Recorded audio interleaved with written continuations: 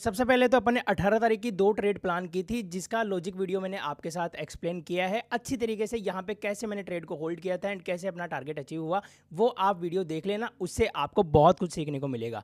अब बात कर लेते हैं आज के प्लान की। तो कल आप देखोगे उस वीडियो के अंदर मेरा ये एक टारगेट अभी अचीव होना बाकी है, तो मैं आज यही टारगेट के लिए मैं वेट करूँगा। यहाँ पर अगर देखोगे लिक्विडिटी कहाँ कहाँ है, तो लिक्विडिटी एक तो यहाँ पर है, एक यहाँ पर अच्छी खासी लिक्विडिटी है, लोगों ने यहाँ पे बाइंग की है तो उनकी लिक्विडिटी नीचे एसएल पड़े हैं यहाँ पे। इसके अलावा एसएल कहाँ पे पड़े हैं, तो ये एक लिक्विडिटी पूल है जिसको मार्केट को हंट करना अभी बाकी है। तो यहाँ पर भी काफ़ी सारे एसएल पड़े हैं, तो मैं वेट करूँगा इन एसएल का।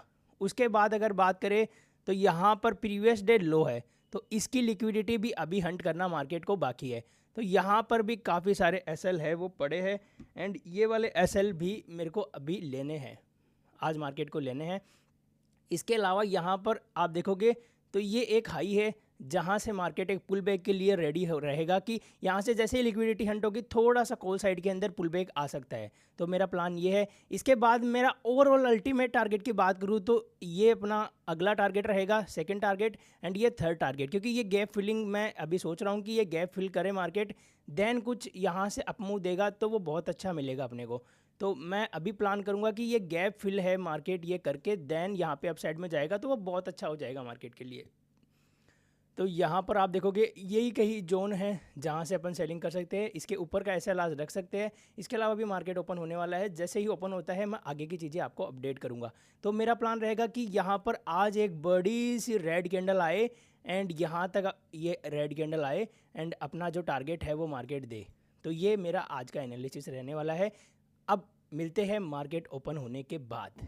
सो फाइनली गाइस, जैसा कि हमने एनालिसिस किया था कि एक बड़ी रेड कैंडल आएगी एंड यहाँ पर अपना जो प्रीवियस डे लो के नीचे तक का अपना टारगेट है वो दे देगी। प्रीमियम की अगर मैं बात करूँ तो 446 का जो अपना टारगेट था कल का, वो आज हिट कर देगी।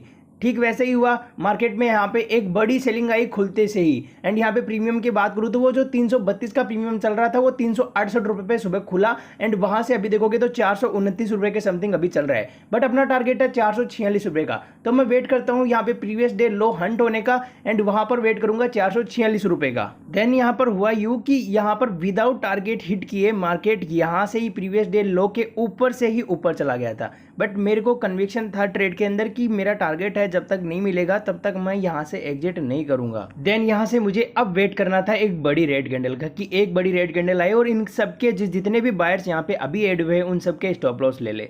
तो मैं वेट करता रहा एक बड़ी रेड कैंडल का। थोड़ी देर के बाद में ही एक रेड कैंडल आई जिसके अंदर प्रीमियम सीधा 390 से 425 429 रुपए के समथिंग जा चुके थे।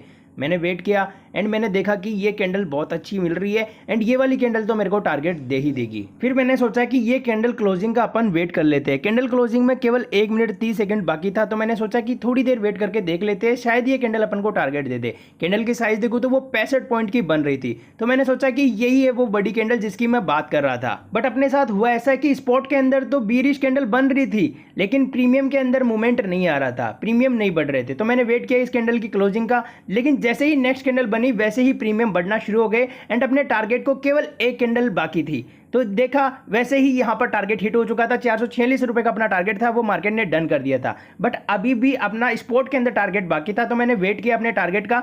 ये लो स्पॉट के अंदर भी अपना टारगेट है वो हिट हो चुका है एंड यहाँ पर आप देखोगे जिस गिरीश कैंडल की मैं बात कर रहा था वो कैंडल भी यहाँ पे बन चुकी है। कैंडल की साइज देखो एक बार, 130 पॉइंट, वाओ कितनी अच्छी रेड कैंडल यहाँ पे आई है। सो फाइनली मार्केट ने अपना टारगेट है वो डन कर दिया है एंड यहाँ पर देखोगे कल से मैंने पेशेंस रखा था, आज जाके मेरे को टारगेट मिला है। बट अभी मैं उम्मीद कर रहा था कि यहाँ से एक पुल बैक आना चाहिए एंड ये वाला जोन है जहाँ तक लोगों को डिस्काउंट में एंट्री मिलनी चाहिए। तो मैंने वेट किया अपनी दूसरी एंट्री का एंड ये यहाँ पर मैंने ट्रेड को क्लोज कर दिया।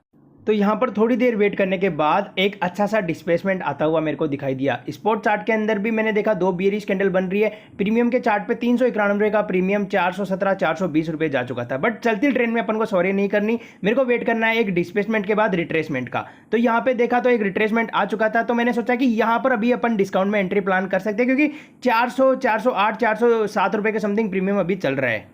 तो यहाँ पर अपन ने एंट्री कर ली है एंड यहाँ पर टारगेट अपन ने पूरा प्लान कर लिया है। यहाँ पर मैंने देखा कि ये लिक्विडिटी पूल है, मार्केट इसको तो हंट कर ही देगा। इसके अलावा यहाँ पर एक बड़ी कैंडल बनी है तो इसके 50% भी अपन मार्क कर लेते हैं, क्या पता यहाँ से पुल बैक किया जाए।